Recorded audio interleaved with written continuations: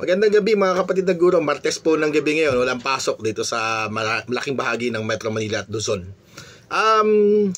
Medyo medyo naiinis lang talaga ako, no, dahil meron pong nag-chat sa akin na isang kapatid ho natin, mula rin dito, sa isang region, dito sa Luzon. Safe na safe na yan kasi 8 naman ang region dito sa Luzon. Pero bago yan, babatin ko po muna yung mga kapatid natin sa Mati National Comprehensive High School. Diyan po sa Region 11, Yung Mati is a separate division of course, pero yan ay nasa Davao Oriental. Hindi pa ako nakakarating dyan, Hindi pa ako iniimbita ng mga kapatid natin dyan sa Mati City. Anyway, ang kwento po nung isang kapatid ho natin na talagang nadurog din ng aking puso, lalo na ngayon, na binabasa ko yung draft, na ginawa ng ating mga kapatid sa TDC para doon sa statement na ilalabas natin, dahil dito sa nabisto na substandard yung mga classrooms, ospital, kalsada, lahat ng pagawaing bayan na ginawa dyan sa Bulacan, particularly sa 1st District, 1st Engineering District. Kaya medyo mainit ang ulo ko dito.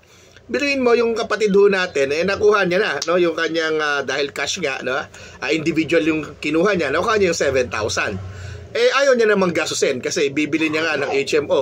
But eventually, nagkasakit yung anak niya, nagkaroon ng emergency, so nagastos niya. Kaya wala siya nagawa, kundi bumili ng mas mura na HMO. Nasa 2,000 lamang, yung presyo. At nung ipinapasa na niya, sabi hindi raw yun po pwede. Dapat daw ay makuha yung 5.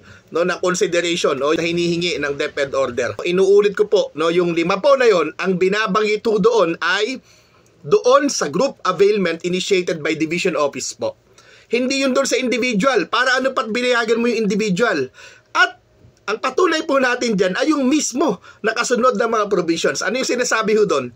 Na kapag mas mura sa 7,000, wala ka ng obligasyong ibalik yung sukli. Kaya sana po, itong mga divisions po na ito, I hope hindi ito utos ng mga division superintendents. Pwede ko namang i-reach yung SDS nila, pero wag muna.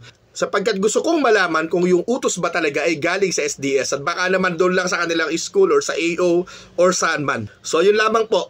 Mati City National Comprehensive High School, daghan kaayong salamat. Sa inyong lahat po, maraming salamat. Labanan natin ang katiwalian at wag nating dikdikin tayong mga maliliit mismo, na doon lamang sa 7,000 akala mo bilyon. I hope yung mga tao na nagpapatupad dyan, sa nabanggit kong division na yan, I hope sila ay tumindig, sila ay lumaban, sila ay sumama man lang sa rally dyan man sa kanilang lokal o dito sa Metro Manila.